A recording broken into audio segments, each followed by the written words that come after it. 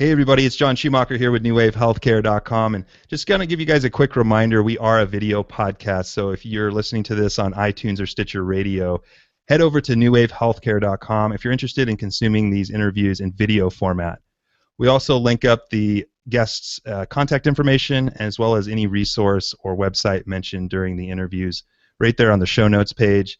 So go ahead and check it out, NewWaveHealthcare.com. Don't forget to subscribe to our email list as well. We put out a weekly newsletter with all kinds of awesome articles in healthcare innovation, marketing, et cetera, et cetera. Make sure to sign up there. Also, one other announcement, we are launching a brand new show June 26th at 5 p.m. Pacific, 8 p.m. Eastern Standard Time, called Health Jams, which will be the online marketing forum for healthcare entrepreneurs. So make sure to check us out there. I'll have an announcement at the newwavehealthcare.com website here in a few days. We're really excited about that. And then let's get on to our interview today. Today my guest is Pallav Sharda, who is the co-founder of Plexogenic. His background converges medicine, technology, and business. He's an MBA and an MD, and he's a consultant and mentor for a lot of different health IT companies and projects that are going on right now. So he's got a lot of knowledge in the health IT department, and he's been kind enough to come on here today to share some real knowledge with us as far as what knowledge exactly does a health IT entrepreneur need to start a company. Often techies aren't real familiar with healthcare. Healthcare people are not necessarily techie savvy, and often neither of them are business savvy. So there's I think three things that we need to kind of have on the picture there if we're going to be successfully building a business in that arena. And Pallav has come on to just absolutely drop some knowledge for us today. So Pallav, thank you so much for coming on and chatting with us today. Let's just have you start off by telling a little bit about yourself personally, and then we'll get into this discussion. Sure.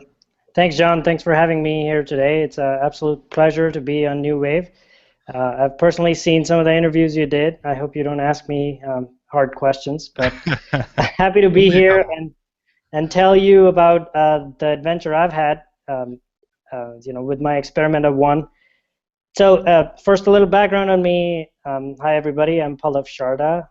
I started out in medicine. Went through anesthesia residency for about 6-7 months before taking what I thought at that time was a sabbatical and pursuing something that I had always wanted to do back in '99. The internet was getting big, and there were all these reports coming on from .com startups. So I took a sabbatical and decided to go for computer science. Thankfully, got redirected to medical informatics as a bridge between IT and healthcare. I did that from Columbia in 2001, 2002, and ended up being in healthcare IT full-time, working for General Electric, their healthcare IT business, doing electronic medical records for about 7 years.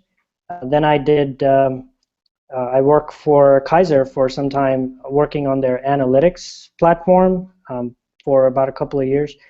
And then recently I was at United Health Group, working on their health information exchange product portfolio. And ever since that, I've been on my own, sort of consulting here and there, but mostly in the healthcare IT, population health, and analytics area. So that's a little bit about me. Like John here, I've always tried to look out for new developments in health IT, and can't help writing about it every now and then on my blog or meeting interesting people. So I've sort of developed this alter ego in healthcare IT startup circles, where you can find me mostly in the Bay Area, visiting some event or talking to just people on University Avenue. So that's me. Cool. Thanks. All right, sounds good. So I know as we were having kind of our pre-call discussion for this show, we eventually hit on a couple topics, and I mentioned them in the beginning there of kind of, I guess we'd call it the trifecta of knowledge that a entrepreneur or a healthcare IT founder would need to to successfully have their minds around what it would take to launch a successful business. And we had talked about having you share a bit about those. So do you want to just kind of briefly go over what those three things are, and then we'll kind of dive into them a little more deeply afterwards? Yeah, absolutely, absolutely. So I think when I was trying to choose my career path, I remember getting this advice pretty squarely that figure out what you want to do and then just like focus on it. And I think I wouldn't pass any judgment on either. There are schools of thoughts and everything. I think one school of thought is definitely pick what you want to do and then excel in it, do it day in, day out. You could have a contrary point of view saying, with the practicality of, I don't think a lot of us know what exactly we want to do. A lot of us are just experimenting with a bunch of things. We think we like something and then we do it for a while and we find it's not the best thing. So as life sort of like tumbles on in these adventures, I feel like if I had to advise somebody, I'd say have more structure in that tumbling on rather than hypothetically saying, well, I love medicine, so I'm just going to like figure out how to be the best damn doctor ever. And guess what? A lot of these unilateral paths are long. By the time you reach the skill set required to excel in it, you're already 40 years old. You've got a mortgage and a family and everything. So if in trying to be the most well-rounded sort of entrepreneur in health IT, my sort of approach, or at least philosophical sort of approach, is figure out what is the Venn diagram of skill set that you need. And I think a predictable sort of overlap between two big circles is, well, it's health and IT. So it would be nice to know something about health, and it'd be nice to know something about IT. And honestly, that's what I started with. I was already in med school when I had the sort of initiative to go do something in IT. So I was like, oh, great, I have clinical background, and now I'll try get some IT background. So I dabbled in programming. I still do. I learned about database structures, Java, Perl programmed. And I became sort of like a quasi-dangerous IT guy, maybe not programmer and everything, but I knew what I knew, and I could do things pretty well in that domain. That was it up until like 4 years in my health IT career. I was working for GE. I had already done med school. I had done informatics, which was my bridge into IT. I was programming on the side. And I was playing a good role in the GE healthcare IT portfolio till a point where I became part of the GE Global Research Center organization, where the team was looking at different technologies that existed outside and trying to bring it to healthcare IT portfolio. So there was the mathematical optimization of how to pack an 18-wheeler truck was being developed at GE, well, in partnership at GE Research Centers, and they were doing it with Walmart. And mathematical optimization is mathematical optimization. You can do it to do the best OR schedule for a busy surgery center. And those were the kind of questions that I, sort of being part of the team, asked. And lo and behold, there were some prototypes that we started working on to do schedule optimization for surgery centers, and that was pretty cool. I thought, well, this is it. Like I'm living best of both worlds. I know a little bit about clinical medicine. I know about IT enough to kind of bring them together. But I can tell you that project went nowhere. Why was that? Because there is a significant chasm between what appears to be a good merger of technology and healthcare, and what could be a business. Mm-hmm. So that was the third piece. I feel like people a lot of times just say, oh, this is the best sort of in-memory optimization database, and how about I apply this to the big data that's coming from healthcare? And that's great. Yeah, well, somebody has to apply that. But people forget that there is a payment mechanism that happens. Somebody has to pay for that Mhm. extra lines of code to traverse all those million lines of data and actually come up with something that when the clinician sees, he or she does something differently. Okay. So there's a business of healthcare that needs to be treated just like any other business. You know, it's not a dirty thing to do. It's perfectly legitimate. In fact, I think the more we embrace it, the better we come up with solutions that stick around forever. I'd rather have a 10-cent solution that stays in practice for 20 years than a $100 solution that comes and goes with the budget waves, that ebb and flow. Right. Okay. So basically, you have, you started in healthcare, then it went to you brought in the IT knowledge, and then ended up getting an MBA. It sounded like towards the end of that, and all those things to brush up on the business. And so you've got this sort of, like you said, a Venn diagram of the three areas that are your now expertise. But let's break those down a little bit more, because I know I've talked to a lot of startups in healthcare here on the show, and the biggest thing they say is, I just don't have time to market. I don't have time to do this and that. Uh, let's start with somebody who's a healthcare person. Let's use them as an example. How much IT knowledge do they have to have, and how much business knowledge should they have to really understand the whole process? Do they have to learn it themselves, or can they partner with others who have that knowledge and make a cohesive unit? Can you touch Yeah. on those things? Um, so obviously, I don't have a perfect answer for how much. I feel like there are different stages in entrepreneurship where, if you're scaling a 20% company and into a 100-person company, I doubt that you have the time as a founder to go figure out the next sort of CSS modification for your website UI. That's Right. not the right time for you to develop IT knowledge. But if you're just two guys sitting in garage, trying to make the best analytics software for, say, oncology dosing, um, and you come across this thing, which is, like, how do you enable a form to get a particular input from a user? I'd say that's a good point for you to learn how forms behave. What is HTML5?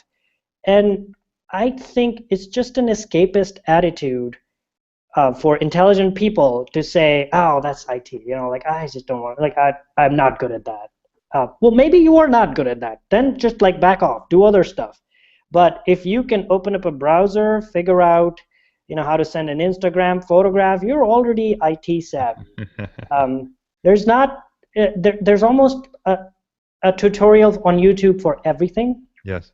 I would say that I'm not necessarily asking everybody to become an explorer in IT and go learn languages, but there are times, and you will know that, like I just struggled in my first startup. I just couldn't get, I still remembered, I couldn't get the logo just right on the web form that I had, somebody had made it for me. And, I had the JPEG in front of me, and I wanted to resize it, and I wanted to color it differently, and I wanted to insert it back.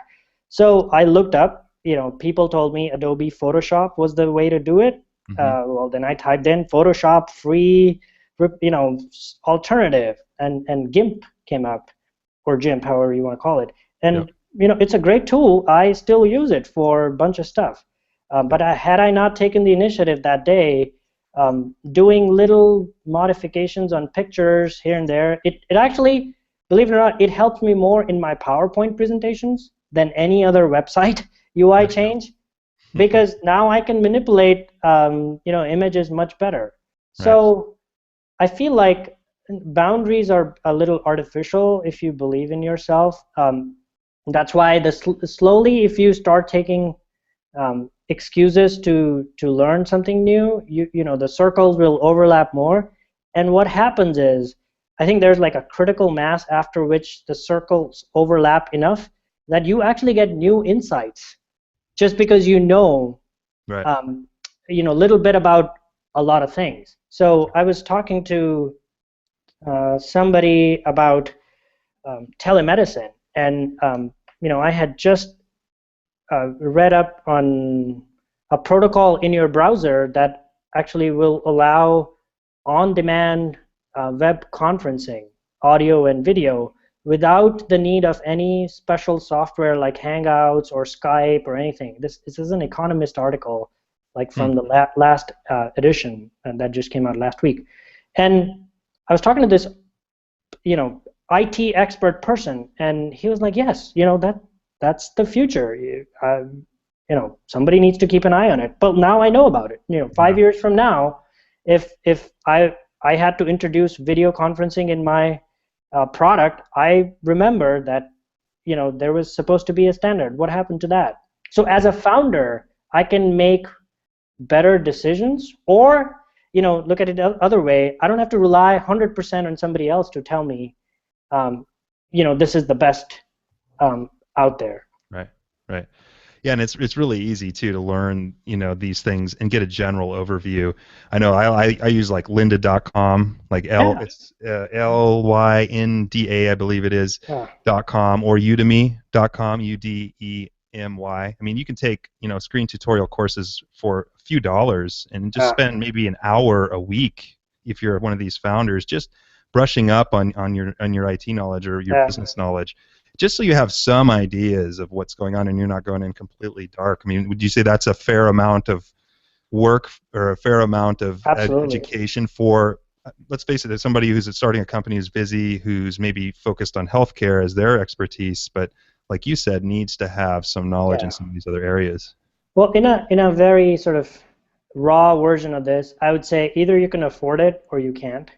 So if you can afford a UI UX guy to just do it for you, then don't. Like, you can afford the person because you hopefully do other stuff that brings in the money. So if you're like a salesperson, a marketer, or a visionary that goes out, raises money, I'm not asking you to become technically savvy or know everything about business.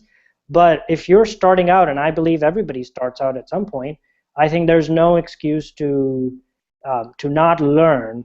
Like, I mean, right now, I was asking somebody, what's the best way to prototype a mobile application? And there's a bunch of services out there, which I used for a while. But I was looking over my 17-year-old nephew's shoulders, and he's programming iOS. And I asked him where he learned it from. And he said, well, YouTube, just right. bunch of tutorials here and there. So instead of me sort of prototyping in a wireframe tool, I was like, well, if there's like 17 lectures out from Stanford University, maybe I can spend an hour every Saturday and see where it gets me. Right. So I'm on lecture number 2. It's still interesting. I can grasp it, but I'll let you know if I take up iOS programming in a couple of months. But we'll have you back on and you can share all about it, Sarah. So hopefully. Yeah. So yeah, it doesn't take too much time, right? I mean, they should. If so, let's say you're a doctor or somebody, and that's your expertise is healthcare, and that's your main contribution. You should still be touching on these other areas and spending a little bit of time learning business and learning IT, which is just there's never a shortage of information these days. No, but the other thing, the reason I highlighted that is because I feel like over the years, the overlap of those 3 circles has generated new insights for me. Right. Which if one of the circles didn't exist, I wouldn't even be able to sort of meta-analyze something from 3 different angles. I'm trying to think of an example, but something that a doctor uses, which is technical, but is also reimbursable by the payer, right, is like a good overlap of the 3 angles of looking at something. So I feel like there's more gold at the end of the rainbow if you take an all-inclusive approach. Definitely. So that's kind of from the healthcare perspective. I mean, if you're a healthcare provider, learn a little bit of IT, learn a little bit of business. You can go online, lynda.com, Udemy, YouTube for free. I mean, there's really no excuse to just spend an hour a week doing that. edX. There's another one from TEDx. Harvard.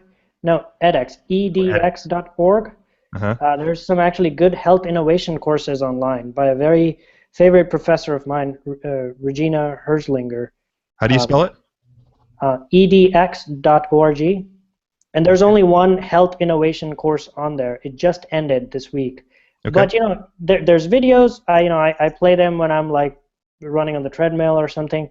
But it still teaches you about the framework of how to go at problems in healthcare. Right. And there's always stuff to learn. So that might be a good resource then for the techie guys that are starting companies. 'Cause Absolutely. Yes. A lot of the techie guys, I've talked to many of them on this show. They're wonderfully smart people in IT, but healthcare, and how do you learn about healthcare, and how do you understand policies and everything, So, I mean, can you touch on that? Like, what are some of you mentioned edX, which we'll link that up in the show notes page, but do you have any other resources that you find helpful for those people to gain a knowledge of that? Yeah. So I'd like I have a web that I spin to kind of catch new developments in the field. Uh-huh. One of the most primitive way that I've always been doing it for ever since Google Alerts came out, right. Was, I know the keywords that I want to follow. The one that I follow is accountable care, or another one that I follow is bundled payment, because whoever mentions bundled payment or accountable care in the article is probably talking about some policy implications or some way organizations are dealing with it. So I have a Google alert for those keywords, and then I take the RSS for that. Yep. And the only reason I own an iPad is because I use it for reading up on articles. As I'm laying in my bed, before I doze off, I just scan through the RSS list for things that are of interest. And after doing it for a while, that sensationalistic headlines are something that you don't want to read. What's cool is after doing it for a while, you actually find the person that you want to follow. So there was a few years ago, I read an article that just absolutely blew me away. The person who wrote it was John Halamka, mm-hmm. the CMIO of Beth Israel Hospital, and he's a very famous blogger. And now I follow Halamka, and he's sort of like my curator on the RSS feeds. Or I follow. There's a good research firm called Chillmark Research. John Moore is an analyst there. I follow him on Twitter. Essentially, you catch up on a lot of stuff to figure out who are the people that closely match your interests, and then you start following them and hope that they don't talk about their personal life and they talk about the stuff that you're interested in. But if that's that's like a habit for me. So I do that. I keep this limited, but I try to subscribe to newsletters. But usually. What are some of the newsletters you subscribe to? Well, I'm sure I'm gonna piss off somebody here, but you don't have to do it then if you don't want. But most of the newsletters, that like Hymns has a bunch of newsletters. Right. I would venture to say most of the newsletters actually overdo it. So you get them, you scan through them, and you find one thing that interests you, you go for it. So what's one resource you'd recommend then out of all of that? Like if someone sets up an RSS feed, and they're a techie guy and they want to keep a pulse, and I guess it depends on their industry, right? But I know what you're talking about. So what I'll recommend HISTALK, HISTALK. What was it again? HISTALK, Health Information System Talk, TALK. HISTALK is it's a very popular blog in health IT. It's kind of like the Huffington Post of health IT. You can follow that. Follow Halamka. For clinicians, if you're a clinician, you can sign up for a free account on Medscape. MEDSCAPE. It's a sort of like a syndicated professional service of news articles and stuff. They tend to get a lot of they tend to overpublish, but they publish from the perspective of the clinicians. So if you're like an independent practitioner or a group practice, then you would want to read Medscape because they write articles from that perspective, and that's helpful for me because I want to know what they're being told. Mm-hmm. Mm-hmm. So that's one. Rock Health is good. It tends to be too much focused on Health 2.0, digital health, and there's a real aspect of healthcare that they don't really cover.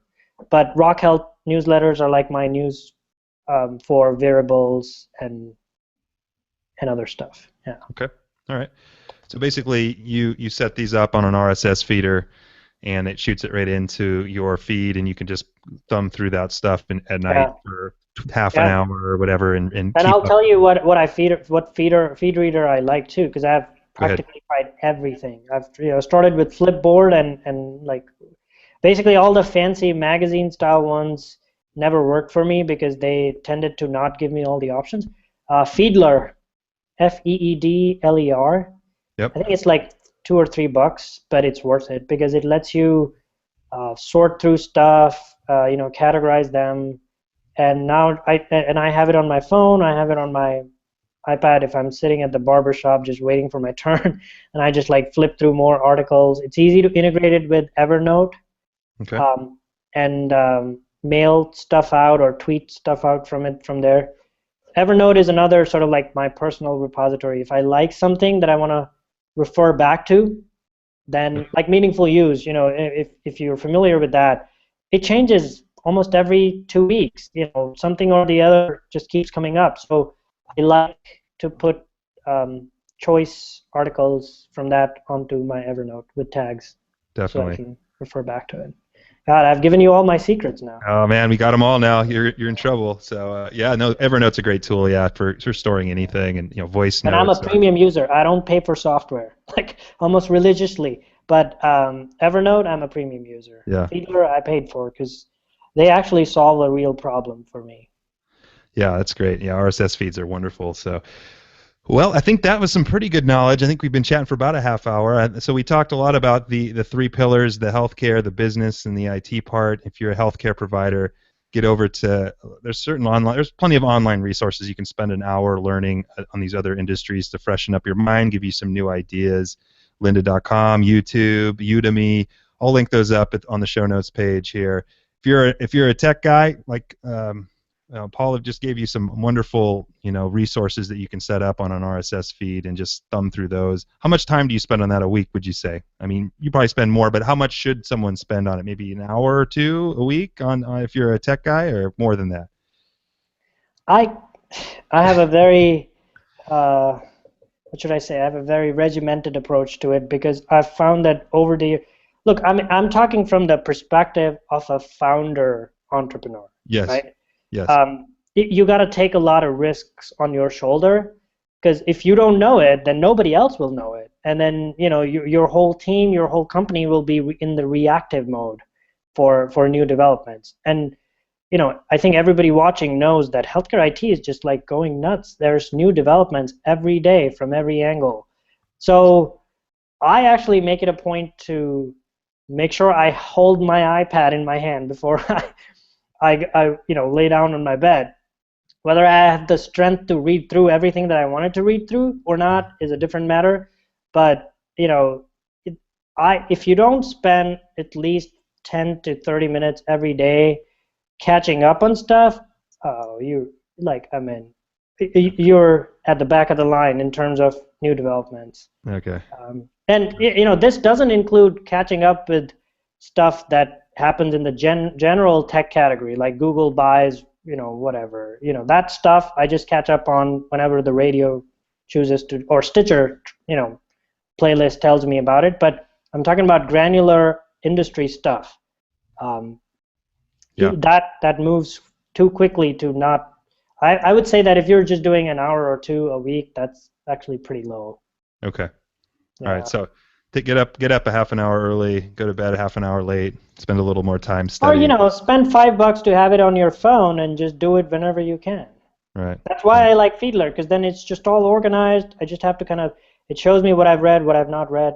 So You know what they need is, if for that industry, which I don't know that there's a lot of that out there, is an audio plug on that, so you can listen to it in your car when you're out driving around and stuff uh, like that. I I don't tried know. that actually. There's something called Umano, Umano. Um, Yeah. they actually, well, again, they pick the articles for you, so you can get like TechCrunch read to you. Okay. But we need like something like that for healthcare IT. Like I want a service in which I can say, here's the articles that I want to listen to, and it automatically kind of does the audio for me, and it makes a Stitcher playlist for me. Maybe Stitcher will do it in future. It's a great idea, man. There we go. So, Uh, because I know uh, people are busy, and I don't. That's what I listen to half of my books on audio now, because I'm just yeah, busy, So I can put down 2 or 3 books a week, if I'm on audio. If reading them takes a little bit more time, but yeah. anyway. Depends on your commute too, right? Because Yeah, that's right. the more That's you right. drive, the more you listen. All right, Paul. Well, hey, thanks so much for sharing your Thank knowledge you. today with us.